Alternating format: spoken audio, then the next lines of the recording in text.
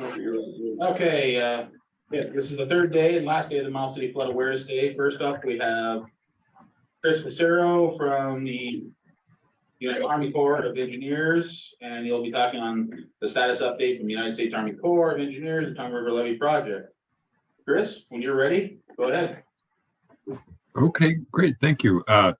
So my name is Chris Macero. I'm with the U.S. Army Corps of Engineers Omaha District, and I am the project manager for the what has been up until this point the Tongue River at Miles City Section 205 flood risk management study. And I guess what I'll be talking about today is sort of the same update that was given at a council meeting last October, I believe it was, on the status of that Section 205 project, and then talking a bit about the request for the general investigation study. So I'm going to try to share my screen, and I apologize, I don't know who all is in the audience there, but it may be folks who have seen this before. So I'll try to just give a sort of a summary of what's been presented before. Okay. When I tried to share the screen, I got a message that says the host has disabled attendee screen sharing. Do you want me to share that, share some slides, or maybe I would have to be a co-host to do that if the screen sharing is disabled? Make co-host. Okay, you're co-host now. Is that? Okay, let me try again here. Okay, it looks like it's going to work. Give me just a moment, please.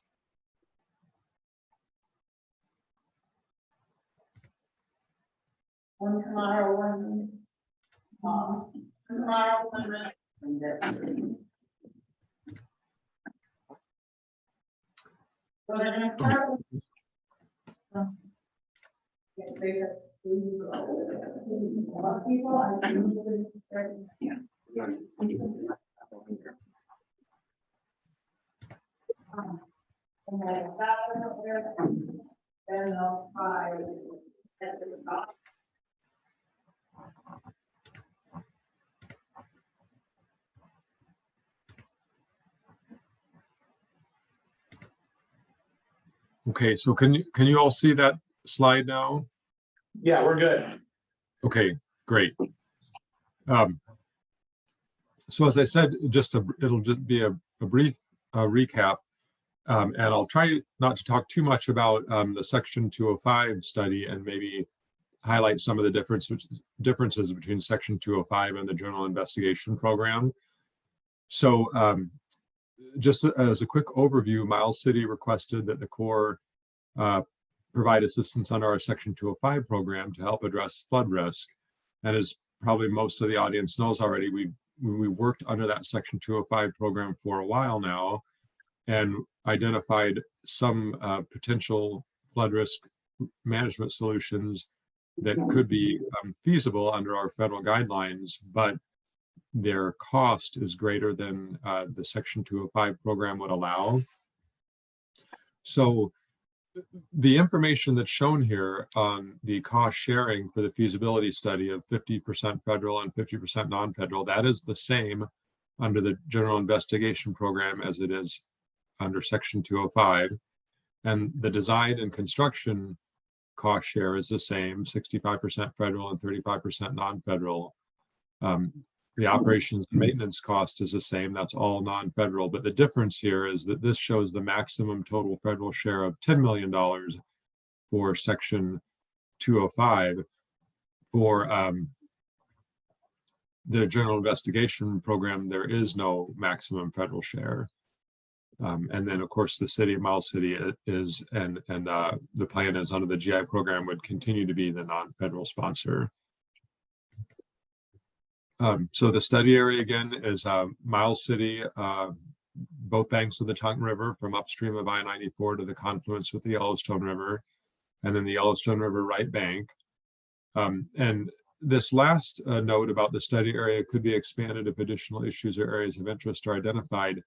That's something that we haven't done to date really under the Section 205 study, but under the general investigation study, that could happen. Like, for example, the Section 205 study was focused on Tongue River flooding. It's possible that we might look under the GI program at ways to address Yellowstone River flooding as well. So the feasibility study process is really the same under both the Section 205 program and the general investigation program. The flood problem has been identified. We've looked at different alternatives, so structural alternatives like dams or levees, and so we focused on a levee alternative, and then also on non-structural solutions, which to date has been focused on the left bank of the Tongue River. Now, we do have some recent guidance that requires that we look at one plan that's 100% non-structural. Now, we've already done that in what we call our standalone non-structural plan, and there's just so many affected structures in Miles City that we've determined, at least to date, that would not be financially feasible.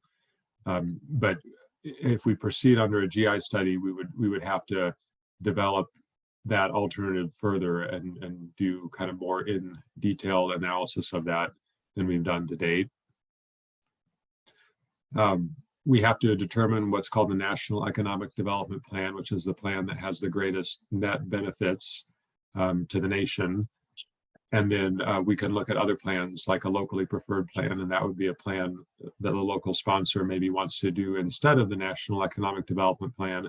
And if that were approved, the local sponsor would pay any additional cost of that locally preferred plan.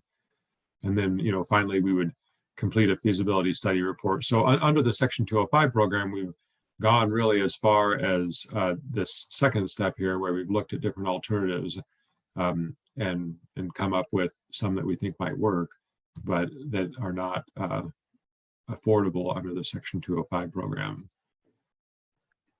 So I'm gonna skip this schedule on slide, or pardon me, the slide on the schedule, because that is it's kind of overcome by events. So I'll talk a little bit more about schedule for a potential GI study in a few minutes.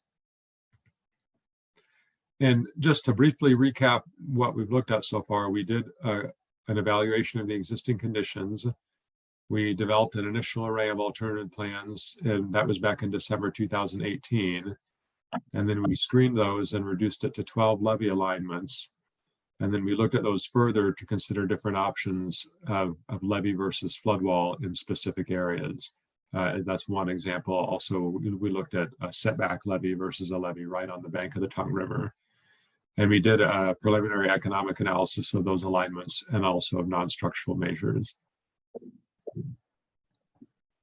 So just, I guess, as a memory refresher, there are 4 damage reaches that were considered under the Section 205 study. This is damage reach 1, basically from around the area of the interstate to this set of railroad tracks. Reach 2, which is between the 2 sets of railroad tracks, and then reach 3, which is on the Yellowstone River side of these tracks, and then reach 4, which is the left bank of the Tongue River.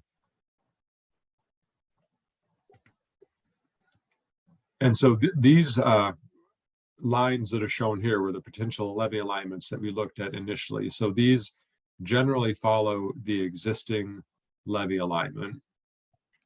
And then, like I mentioned, one of the things that we looked at in order to try to find something that would be feasible economically, because with this levee alignment, there was a considerable need for riprap protection, so stone protection on the levee bank, particularly in this area along the Yellowstone, because of the potential for ice flows and high flows coming down the Yellowstone to damage it. And that made the cost of this alignment right on the Tongue River bank, quite high. So we looked at this setback alignment, which is shown. I'll trace it here. It's generally right along this line here. So it's set back from the Tongue River, and it has a tieback before it gets to reach 3. So this is a setback alignment that we looked at. And the preliminary results that we had were, so for the full length levee alignment, so that was, again, that was this first one that I showed here that comes all the way down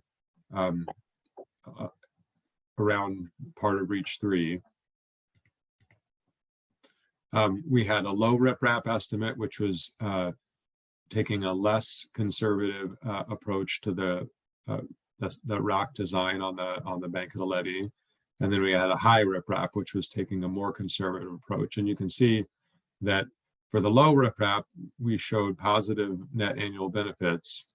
And for the high riprap, they were negative. So, the bottom line is, if we were choosing one of these two, the low riprap would be the only one that would have the net annual benefits that would be required for financial feasibility under this under either Section 205 or the General Investigation Program. But we also know that there's some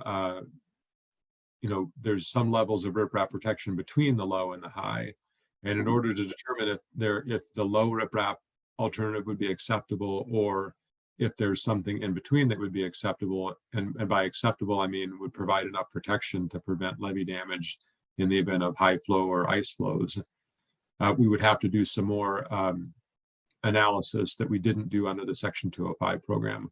So that's something that we deferred to a potential general investigation study, because the cost of that analysis was relatively high. We had estimated about $100,000 to do that work. So we haven't done that yet, but we think that there's a possibility that there's a full length alignment, somewhere between the low riprap level and the high riprap level, that could be financially feasible. And then for the setback levee, again, that's this one shown here, that is set back from the Tongue River bank and does not come around part of reach 3. We looked at a low cost and a high cost. And so by setting it back, we eliminated the need for the riprap, which reduced the overall cost. So at the low cost end, we assumed that we would have to buy fewer properties that would be affected by that levee setback. And on the high cost end, we assumed we would have to buy more properties that would be affected.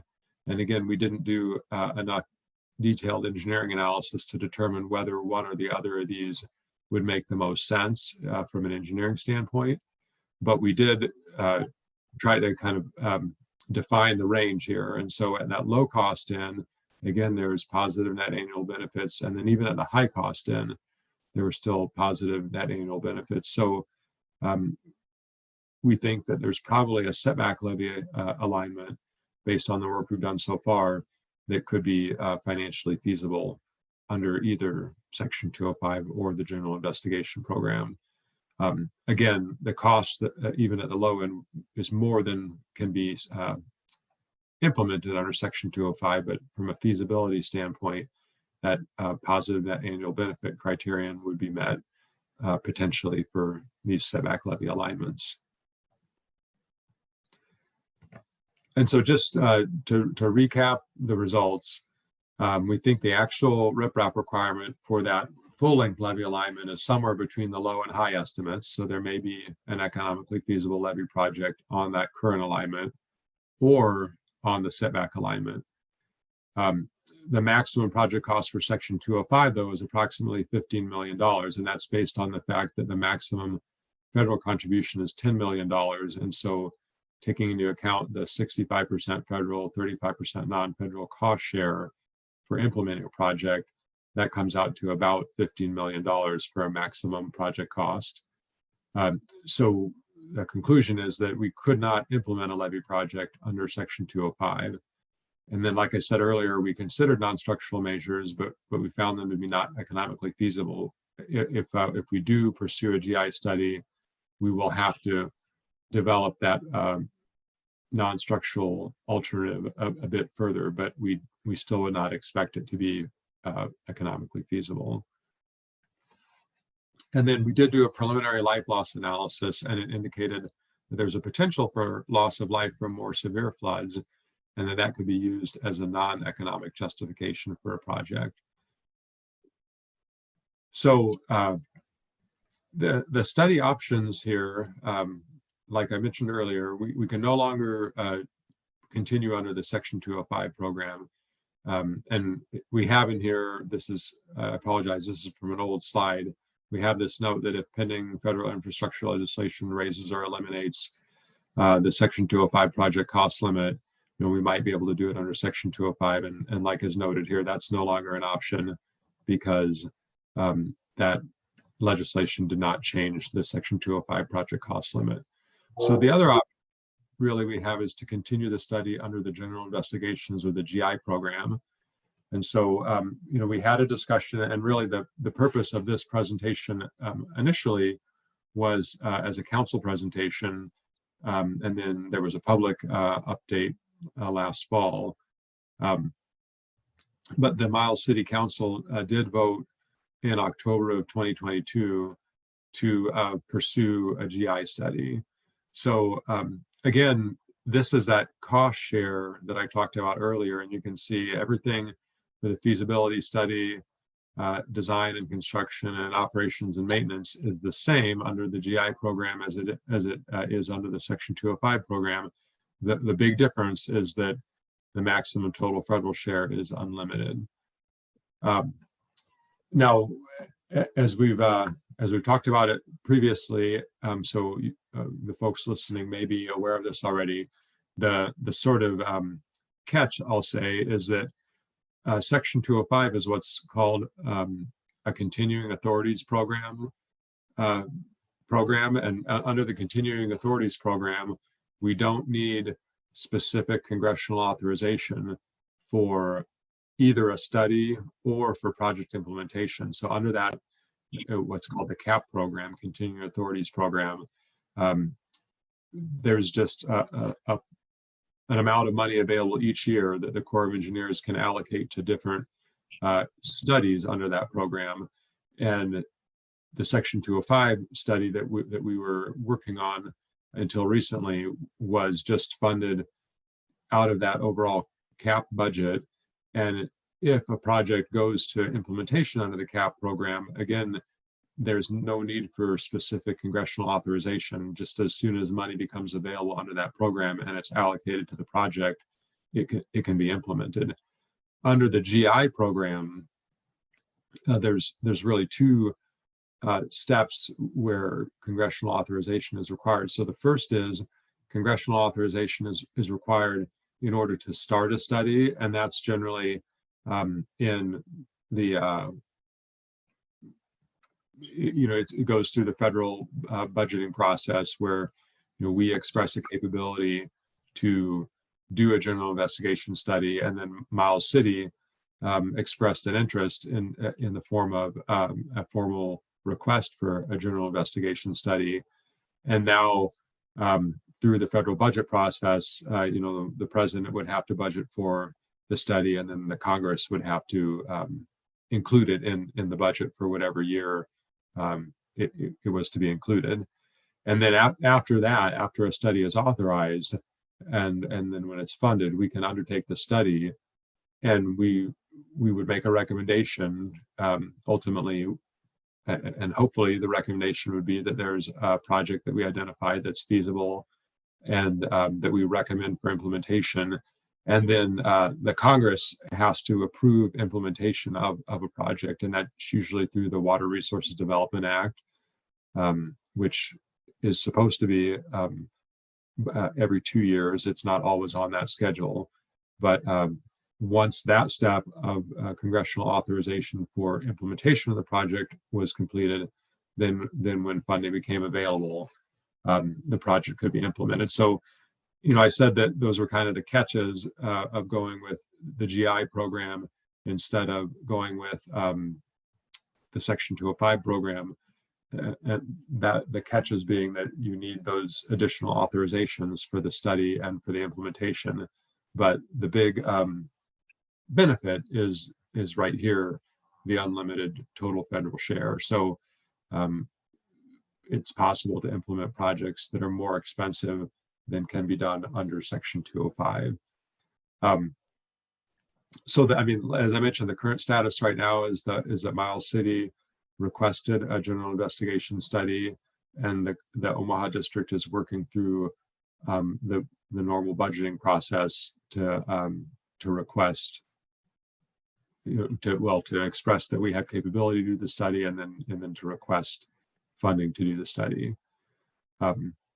And so now we're just in a position of waiting to see if and when the study is included in the federal budget, and at that point, if funding were to become available, then we would have to, the Corps and Miles City would have to execute a new feasibility cost sharing agreement. So we have one in place for the Section 205 study, which will no longer be effective since that study is being closed out.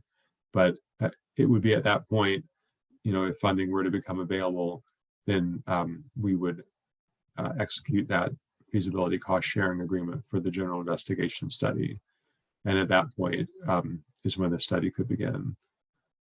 So that's really the update that I have. And I apologize if that was repetitive to folks who have heard it before. But if there are any questions anyone has, or I apologize, Sam, I'm not sure if you're on this meeting or not, but if there's anything else you wanted me to address specifically, I can try to do that.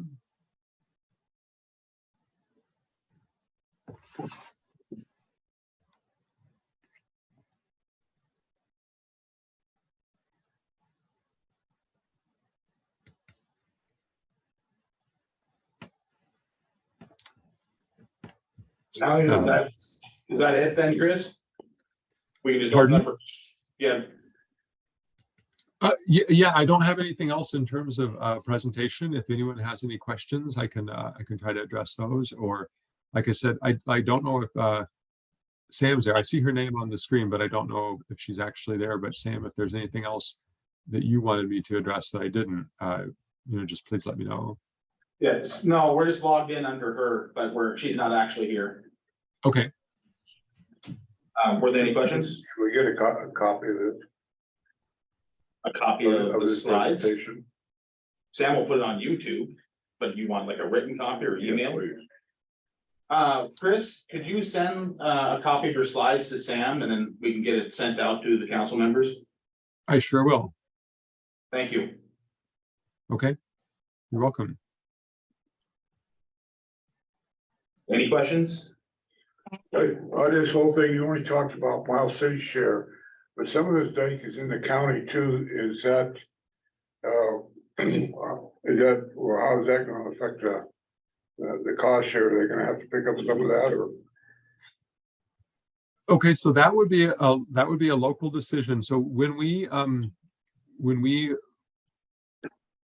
get to the point, if we get to the point where there's funding for the study and we are pursuing that feasibility cost sharing agreement, there has to be one entity that is the non-federal sponsor of the study. So our assumption has been that Miles City would be that non-federal sponsor, but that the non-federal sponsor can decide how to provide their share. And it's pretty common for a non-federal sponsor to partner with other entities. So in the example that you gave, where there's the city and the county would both be affected or would both benefit from a project, like a city and a county could determine a cost share between themselves. So of the 35%, well, I guess for the study, of the 50% non-federal share, and then for implementation of the 35% non-federal share, the city could make additional arrangements, say with the county, to apportion that cost among the city and the county. And the Corps, that's fine with the Corps. If the city as a sponsor wants to work with other partners on the funding, then that's just fine. But we would just rely on the non-federal sponsor to be the one to bring that funding together and then to provide it to the study or to the project implementation when it's needed. So So I guess the short answer to your question is yes. The county could participate as a cost share partner, but it wouldn't be directly with the Corps unless the county was going to be the non-federal sponsor. It would be sort of an ancillary agreement between the county and Miles City as the non-federal sponsor. As a non-federal sponsor, what would it take to become a federal sponsor? What difference would that make? Well, the term non-federal sponsor, I'm sorry if that was misleading or confusing. There's the non-federal sponsor is just the term we use for the local partner. So there's the federal side, which is that 50% cost share for a study or 65% for implementation. And then there's the non-federal side, which is the 50% for a study or 35% for implementation. There's no kind of role that would be called a federal sponsor. It's just federal and non-federal. So I'm sorry if that was confusing. But they're just that's the terms for the two main partners. So there's the federal government and then the local entity or what we call the non-federal sponsor. Does that make sense? Yes. Okay.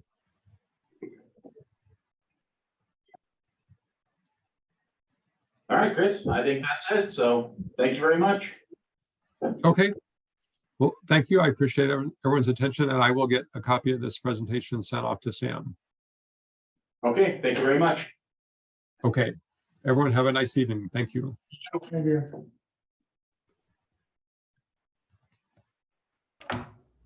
And Okay, next we have Dan Richardson of KLJ giving an update on revitalization of the Old Tongue River Channel Slough.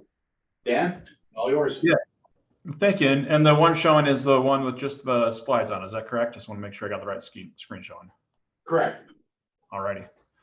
So yeah, thank you. So again, my name's Dan Richardson. I work for KLJ. I'm a professional engineer, a certified floodplain manager out of our Helena office. My specialty is I'm a project manager here for KLJ, but I specialize in hydraulic modeling and design. And in addition to that, I also manage a lot of various different types of work as far as permitting, site grading, municipal types, transportation projects. So this particular project I'll be talking about today with the Tongue River Slough kind of fits a lot of those different aspects there. So I've been with KLJ for right about 10 years or so. I've been working with the Miles City on this project actually for almost that long, it seems like. And currently working on the Tongue River Slough project, which was funded based on the scope that was determined with the stormwater drainage master plan that we had developed a few years ago.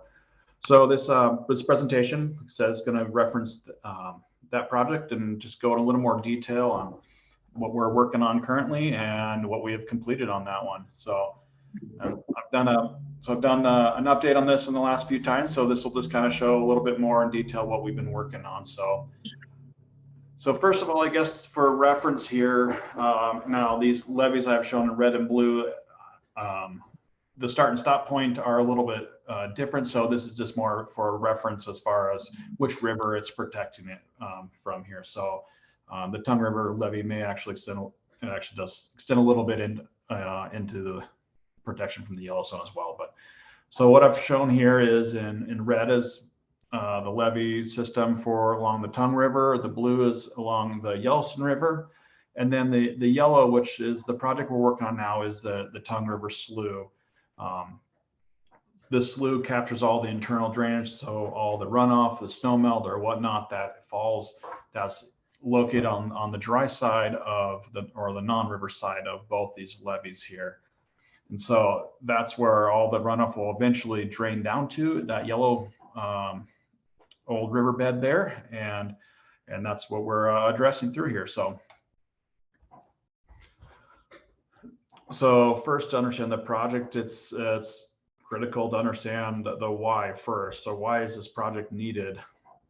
And then what are the results when the project completes? So as noted on the screen, first and as you can see, the floodplain spans across much of Miles City, really, causing the city to be within the floodplain and have floodplain insurance needs. So additionally, the floodplain occurs from both the Tongue River and also the Yellowstone River there. Throughout the slough, which was in yellow on that previous slide there's several undersized or frankly missing culverts that are located along that whole slough, old riverbed there.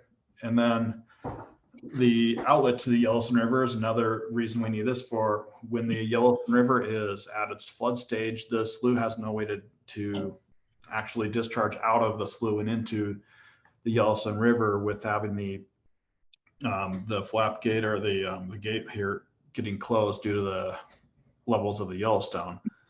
And then the lastly is the old riverbed has improper slopes. So I mean, it's the old riverbed, and most rivers don't have a constant grade going down. So for instance, if you drain the Yellowstone to the Tongue River, it probably wouldn't be completely graded at positive grades. There's undulations, ups and downs all throughout the river corridor, but for those two rivers, they have the pressure coming from the river to push the water through, where in the old slough, the old Tongue River does not have that anymore. So there is ponding and backed up water throughout the area because it doesn't have the pressure to push it out. So, and I guess just to explain a little bit more what this project is addressing, the internal drainage there. So the internal drainage is the inside of where the levees are. The levees are there to protect the community, but if you don't have the internal drainage accounted for, that water that's located within the dry side, quote, like dry side of the levee, could actually potentially cause flooding for the community, what the levees are supposed to be protecting you from.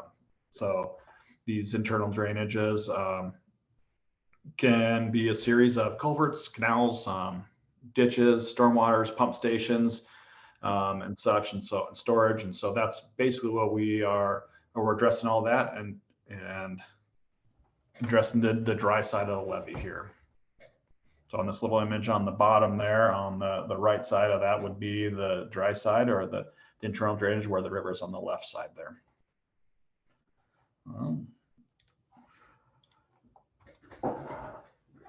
So like I said, the results are what we're looking for. So the first and foremost, again, the results is for the safety of the residents, really. And so this will aid in providing that. Additionally, it'll provide for protections of both the structures and the property throughout the community, which in turn will help build a more resilient community and ultimately aid in the accreditation of the levee system, as the NFIP requires internal drainage to be addressed in order to have an accredited levee. So I've got the NFIP regulation there. I'm not going to read it, but essentially it's saying that you have to have a plan to evacuate the interior floodwaters or the internal interior drainage there.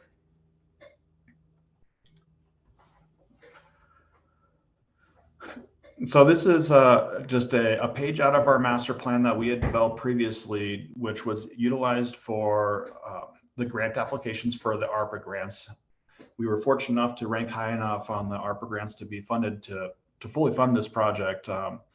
In the master plan, we actually divided up into 3 different projects, not knowing the funding source, and be able to break it up into 3 projects made it more palatable for the funding or for costs and such. And so fortunate for the city, we got enough funding to actually do all 3 of the projects that we identified in the master plan, and we were able to work on all 3 of them simultaneously.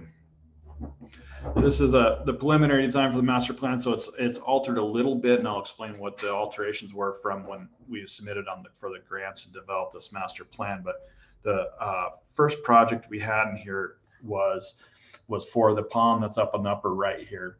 And to create a lift station and reconstruct a road for the overflow channel from the slough to the new pond. This is the one piece that when we got into design that it did alter a little bit, where the pond actually has moved over to the right a little bit, or to the east into the next settling pond, and the ditch or canal flows through where the blue is right now. So it's the same concept. It just moves slightly to the right based on grades and the space that we needed essentially. The second project that was identified that we're working on is to replace the culverts at the road crossings to adequately pass the design storm. As we spoke earlier, there's like several, I guess, undersized and frankly missing culverts throughout the slough. So this will add on those, add those culverts in there where they're needed and replace them to be adequately sized culverts where they were undersized, causing water to back up and causing flooding behind the slough there. And then finally, the last thing is regrade that slough bottom so that it does have a grade that can actually drain out of there. Like what I was talking about earlier is that it does not have just a constant grade going through there. Frankly, there's ups and downs all through there. So that would be creating a consistent grade to actually have the water to be able to flow from the southwest northeast to the discharge point into the Yellowstone River up there.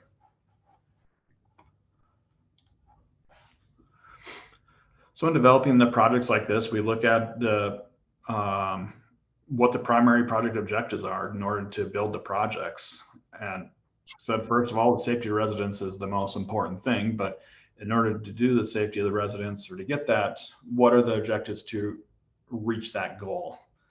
So what we looked at again were reduce the flood risk due to the internal drainage, to improve the slough drainage, to have a more consistent grade through there, to provide the additional storage capacity so that if the Yellowstone is at a flood stage, there is the storage area to be able to hold the water, to be able to pump it out of that storage area. And like lastly, to provide that stormwater pumping capabilities in order to pump that storage out and to draw down the slough as it's the Yellowstone if it doesn't allow it to discharge at that point. So to go in the weeds just a little bit, but kind of keeping it fairly high level, what we did, we had to come up with a volume of water that will actually reach that slough there. What we're really looking at is the larger storm events, not necessarily taking into account some of the storm drain systems within the city limits, because those are not designed for, like, say, the 100-year storm event, rather some of the smaller ones. And so what we assume is during the 100-year storm event, those things are full and the peak flow will just overland flow to get to the slough. So we delineated, looked at the basins as if it started raining, what water would make it to the slough. So that image on the left there is showing essentially it's about a 6 square mile area. That's the interstate and the Yellowstone Irrigation District Canal will actually block some of that. So it's confined to that area there that actually will drain to the slough and ultimately into the storage pond.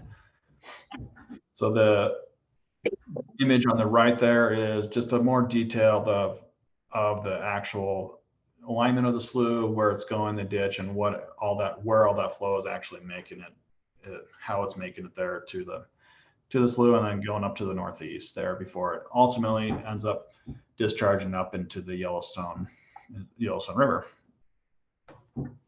So really some of the more detailed, complicated areas is up in that northeast corner there at the discharge. And this is where I was saying the project's shifted just slightly just based on project design and stuff. So like I said, currently, if the Yellowstone River, which is the river right to the upper of the screen, the north there, is backed up or during flood stages, all the flap gates will close, or the gates will close. And so now there's no longer a discharge point to get into the river to discharge the water from the slough. So to address this, what we did was we had designed a channel. It's in kind of the middle of the screen there in yellow. That is, when it backs up, it's going to flow into that channel and then out into this larger area here, which is going to be the detention pond or the storage pond there. There'll be an outlet on the upper right there that is designed to be able to gravity flow out of there. Again, this is the same situation where if the Yellowstone down here, which is a lower elevation, but if it is at flood stage and has to close off this so the river doesn't actually flow into the pond, it'll have the capability to close that thing off. So this channel then is actually graded to go back towards the lift station, which is located at the end of the slough. So if both of these are closed off, both of these outlets are closed, the lift station will activate based on floats and elevations of the water. So it'll essentially start draining the water and pumping it over the levee into the Yellowstone River, and drawing it down. And so it's not intended to keep up with a 100-year storm event, because that would be rather large pumps. And so that's the reasoning for having the storage and the storage basin there, and then also some storage within the slough as well. One of the critical factors of this whole area, and part of the reason for the funding and everything, is that the protection of the structures and property on the lower left there. That's the treatment plant there. So it is critical that backed up water does not go and actually flood out any of that treatment plant there. So that is one of the things that we're very mindful for, looking at elevations and slopes and storage areas to make sure we don't impact anything with that treatment plant there. So to understand the volume of flow, we looked at 3 different methods to get that volume. It's a little in the weeds on as well, like more high level. I guess there's 3 different methods, but the reason we use 3 methods is if you just choose one and go with it, if the flows are way off, we won't have anything to compare it to. And so we ran 3 different methods, and they all came out fairly close. And so once we developed these maps, we sat down with the city, modeled a particular storm that was of kind of more recent history, and visited with the city basically on where the flooding of the hydraulic model showed it was, and seeing if they recalled any of that flooding occurring in that location. And so what we found was that it was called a rain on grid method, where we have a whole use the LiDAR surfacing and essentially let a storm event rain on the surface of our model, and let the grade of the model flow the water to the location where it ultimately will go. And what we found with all 3 of these methods came with a fairly similar runoff volume. It's kind of in the middle here, but we ultimately chose the more conservative one, just because to make sure that we are capturing the most volume. It wasn't that much off of the other ones, and so we deemed that one as being the most the best fit one. And working through with the city on where the flooding was, they agreed that did show kind of where the flooding was occurring. So shown on the screen here is the map that was developed, and this is the one that we shared with the city as well. And this is just kind of a video of the existing system with showing where it has the improper grading of the slough, has the culverts missing, and we did simulate the Yellowstone River being at a flood stage when we did this thing as well, to show the backed up water going there. So we let the program kind of route it and flow the water where it's going to go. So essentially, wherever you see blue on the screen, it's water that is either flowing or ponding at certain locations. Now, I mean, you got to take it a little with a grain of salt, because the depths vary. And so the lighter blue is, as you can see on the legend on the lower right there, it's 0. So that doesn't mean that it's massive flooding. That could just be an inch or less of water in some of these areas as they kind of build up and flow out. And so this, I guess the reason where I've got this on here, it's a profile of the slough and showing the alignment through there, what the grading is currently existing. So the blue line on the grid there is the water surface elevation, and which it shows how these culverts are actually backing up the water, causing flows to back up and store in certain places. So you can see down the end of the slough there, it's getting pretty deep in the realm of let's see, almost 10 feet deep or so. There's that little blip of blue on the far right. That's the Yellowstone at the flood stage. And so you can see why it can't just gravity flow out. If that gate didn't close, the Yellowstone would actually be flowing back into the slough. And so hence the reason that we're looking at a lift station here as well, to be able to pump it out or pumping it or diverting it down to a storage area, as opposed to just having this much flow sitting in the slough and backing up throughout the area there, causing some lowland flooding. But really what we're looking for is we would ultimately like to see that blue line be more consistent flow, like lying down and not being backed up behind the different road crossings there, which are the kind of the peaks are kind of some of the road crossings. So this will show just the proposed model. We modeled the exact same storm event, which I believe was from 2011, and so that you can see how when we had the new design with the storage, you can see the storage pond getting filled up here, regraded it, put in the culverts that were adequately sized, and watched how that improved the flooding through there. Again, like I was saying, the lift station is not intended to just keep up with that storm, because that would be a very large one lift station. But what it's doing, you can see, is it's pumping it down pretty darn quick. So it's not just water flooding and sitting in places. It's diverting it to the storage basin and pumping out at the same time. And so just comparing the two, I took a kind of a clip shot of the two different scenarios. And this, I think, is at I see 20 hours or so into the storm. So one of the peaks. And so you can kind of see the difference between the existing conditions on the left and the proposed conditions on the right there. And what you can really see is in that slough, the depth of the water is significantly lower on the proposed conditions. We're not in that 10, 12 foot range anymore. Additionally, it is pulling some of the flow off from the left of the slough. It's minimizing the flooding, that's the lowland flooding on the right of the slough, and then as well on the other side of the tracks there's allowing it to actually flow out and be pumped out of there. And so this will just a little clip shot of the before and after the project, and where we could potentially see some flooding on the 100-year storm event if that were to happen again here. As far as the schedule goes for this particular project, we are working through a design. The preliminary design is for the most part done. That's kind of what I was sharing. The final design we're looking at having complete by the end of this year, with the final construction documents in April of next year. Part of the reason for the long time span of that is the environmental permitting portion of it as well. So now that we don't have snow on the ground, we've started all of our environmental permitting and our geotechnical work in order to understand groundwater depths, to do the permitting in place here for perform all this work, because there is quite a few environmental aspects that go along with regrading that entire slough area. In particular, the culvert crossings, maybe not quite as much, but the regrading of it's is really driving a lot of it.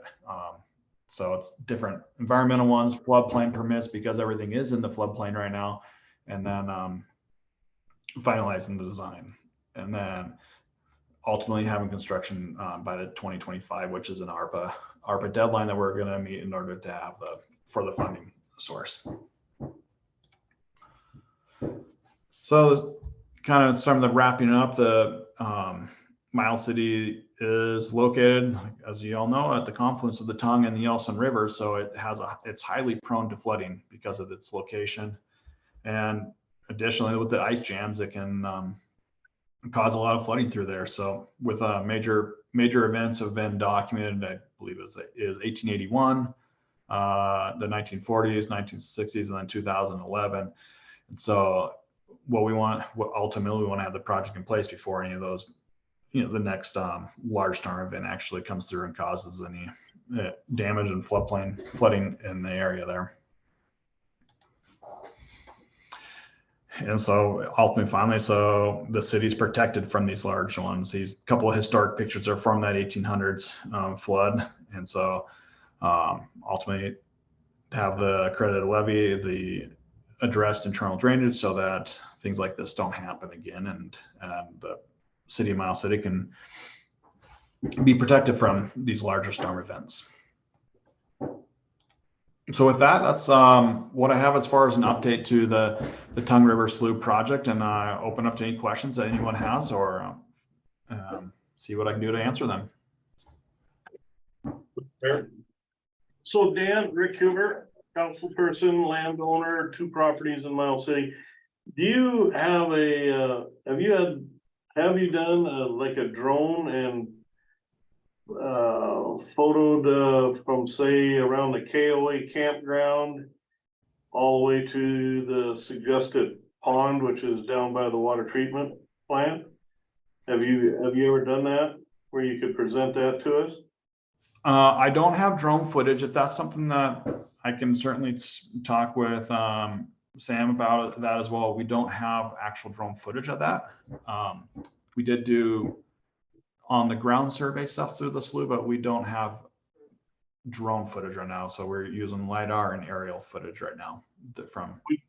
Would you have coordinates from say the KOA campground, the Tongue River, all the way to the suggested pond, which would be down by, isn't it down by brush trucking or by the water treatment plant? Correct. Do I have coordinates of that, you say? Yeah, or whatever that, I could maybe have if you could supply them, I could have a friend, fly that for us. I do have, yes, we do have lats and longs of that area. We can pull pretty easily to fly that slough corridor there. Is that a big cost to the city to provide that, or can you provide that?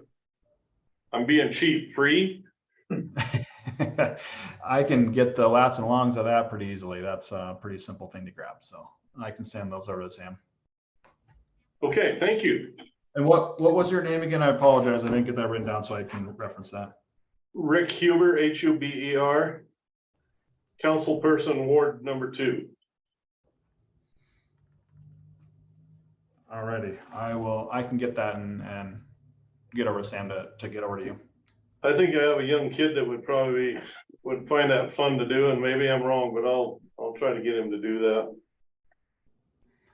Thank Yeah, you. and I know like during some of our construction projects and stuff, when it's under construction, we do like to fly it from time to time just for our construction pictures and stuff like that. So that might be something we're looking at doing during construction as well.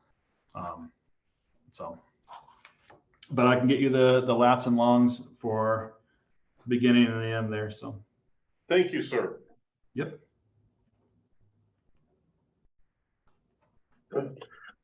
On this project, is there any eminent domain that's gonna be required on this thing? For regrading the slough, in general, the Tongue River Slough is state land owned. I wouldn't say not all of it, but in general, a lot of it is in the state land where we're going to stay within the right of way there. The pond area is city-owned property already, the storage area. So I don't believe there's a eminent domain or anything.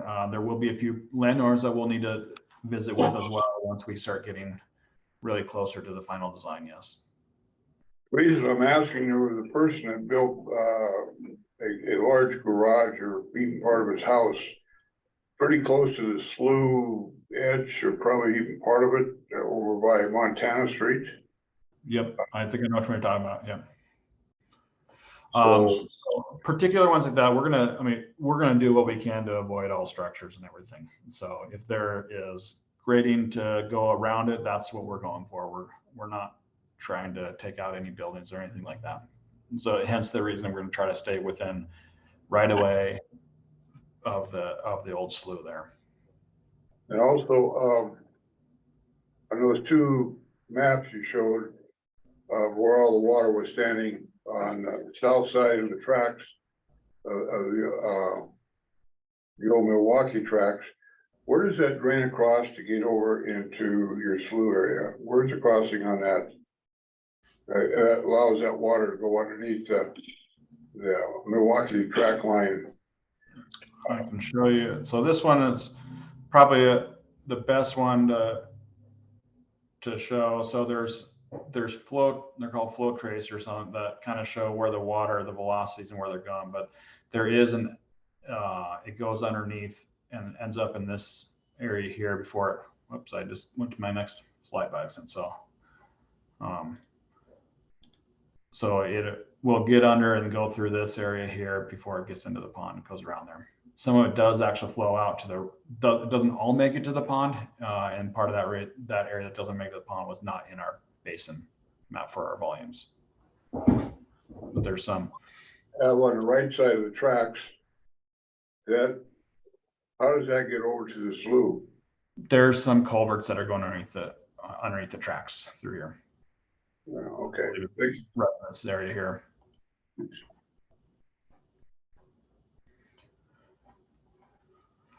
Okay. So part of our survey, we went out and surveyed some of these culverts in order to properly put them in our model, because that is one of the constraining area. The tracks do stop some of the runoff and pushes it up to the north. And so we made sure we surveyed the culverts and such so that it did properly show it good into the new storage pond area.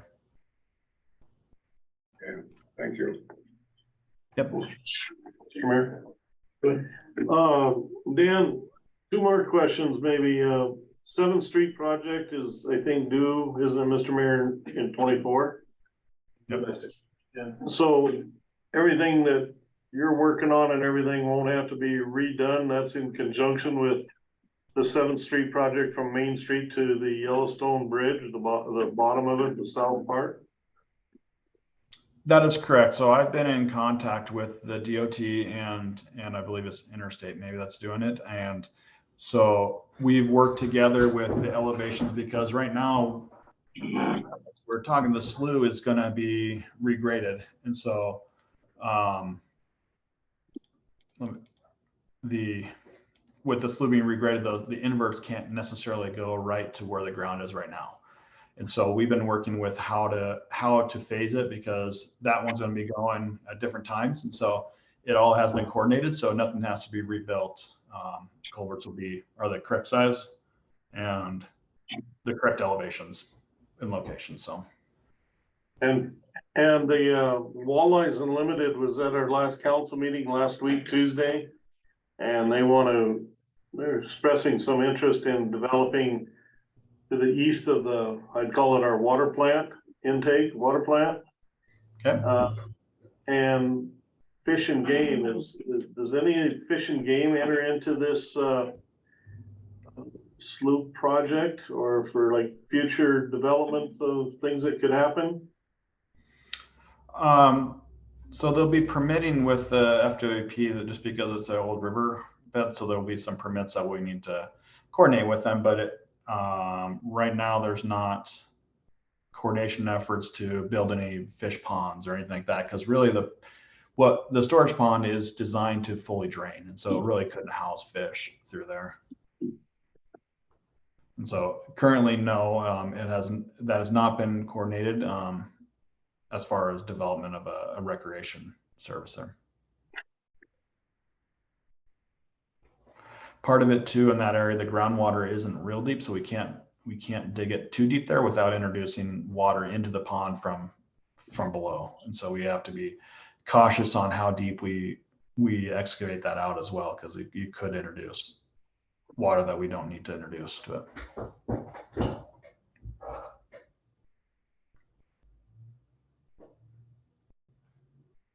Yeah, Mayor. Yeah, go ahead. Just to follow up on what you just said about the groundwater. So let's say we do have a lot of water run down in this holding pond. How much of that water is going to come up to to people's basements and stuff that live close to that area? That storage pond will not be able to be gravity flowed out of that storage pond, so it won't be sitting there for very long, and then it'll be pumped out. So that it should not affect what's coming into if water is coming in the basement, this should not negatively affect that. Thank you. Mm-hmm. Mr. Mayor? Oh, go ahead. Dan, that if it all happens, that pond at the end there, that could have the potential to go back into the Yellowstone River. Is that what I heard before from somebody? Correct. That is correct. So that doesn't have to be treated to go down to our neighbors in Terry or Fallon or Glendive. It is currently not being treated going into Yellowstone either. And so we're not actually changing the existing conditions. It Right. does have that storage pond will settle out. I mean, it will act as a settling pond as well if there is solids or anything in there. But it's essentially acting as it is right now, because that is the current flow path of it. So will federal ever demand us to treat that water down the road, you think? There is possibilities that they may, I mean, I never know what they're going to mandate. Part of it too, when you have a slough, once the vegetation and everything grows in it, it does filter out any, like some of the oils and such that are in runoff. And so that will help do some of the treatment before discharging into Yellowstone, I guess. And then there will be, that pond will act as a settling pond as well. So there is treatment incorporated into the design just because of the nature of the swale and the channel and the settling pond. But that pond is located in the county, so as we find with some, I guess I'm just thinking, somebody could put a miniature feed lot next to the pond and then we'd have possibly those issues. Which is a whole other. There's always that possibility, yep. There's a possibility for them putting it adjacent to anywhere in the river, really. So I guess the scope of what we're working on now does not address that, but that doesn't mean we shouldn't be looking forward either. So I'll keep that in mind as well, just kind of get in the back of my head there.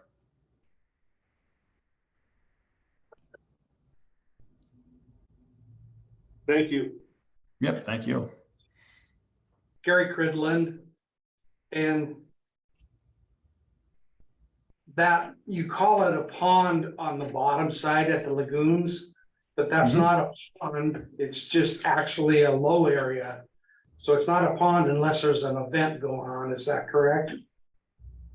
That is correct. There will not be water. The water will not actually get to that storage pond area unless the Yellowstone River is at flood stage. That head gate is closed and pushes over there for storage. But it will not capture additional water from the slough unless that situation happens. So what it's set up for is when an event happens, like an ice jam or a high river level, has there been any thought or consideration put it into using the slough area as a bypass? For instance, if there was an ice jam, if you were to inject high water into the slough area and run it down the slough area so that it could go into that ponding area and it would relieve some of the pressure of the ice jam, because it would go real close, if not, could be routed around the ice jam to allow a big source of water to go around the ice. And the same would be true in high water condition. You could reroute some of the high water around the Miles City area and put it back in down at the lagoons. And that has not been looked at, and we can certainly look at it, but there's a couple of reasonings why that hasn't, I guess, is with a levee protected city, like the ultimate goal is to have an accredited levee. That is not something that they would allow us to bring water from the water source from the river that's being protected into the interior drainage. So there would be some complications with that portion of it. The other issue, I guess, would be that pond is not necessarily sized for that much flow. It wouldn't be able to keep up with that. It's really sized for runoff, rain runoff there. In order to properly store how much water become, we'd have to dig that pond way down, which would get into the groundwater essentially. So it's a good thought and something to think about. I think there'd be some complications due to penetrating the levee is not always advised really for having an accredited levee. I wasn't thinking penetrating the levee, I was thinking about pumping water in out of Oh, pumping the, it over. pumping it over and into the Sure. and making water flow all the way down through. And there is a source of water there from the fish hatchery water line, which is upstream of where the ice of Tongue River and right near where Mount City's pump station is. So there would be a possibility of pumping water in to the slough area. Sure. I can take a look and talk to the city about if that's a feasible option. I know pumps, and like what I was talking about for the lift station, the pumps aren't necessarily sized to keep up with a 100-year storm because of the mass size of the pump would have to be able to actually pump that much out. And so the reality of getting a pump that's big enough to minimize the flooding or to bring the water level down along the tongue may be challenging. And so that's why I misunderstood you. I thought maybe it was penetrating the levee, which would have the capacity to pump more in there or to route more in there. So, but something certainly I'll talk with the city about and see if there's anything that we'd want to look at for utilizing that by the hatchery and pumping it in to have more of a constant stream in there. The thought would be to over excavate the slough and you could make water run through the slough Sure. even year round. But it would be over excavated, so it would still have room for the flood runoff to come in because it would be, water would be at a lower level where the bottom is now, perhaps. Sure. Yeah, I'll certainly visit with Sam on that as well and see if that's something we want to look into. So Just thank you for the comment. Yep.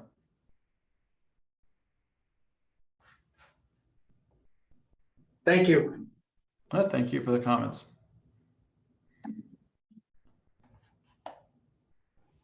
Yeah. All right, Dan, that's it. Thank you very much. Thank you. Yeah. No, thank you as well. So have a good evening, everybody. You too. All right. That concludes Flood Awareness Day. Thank you.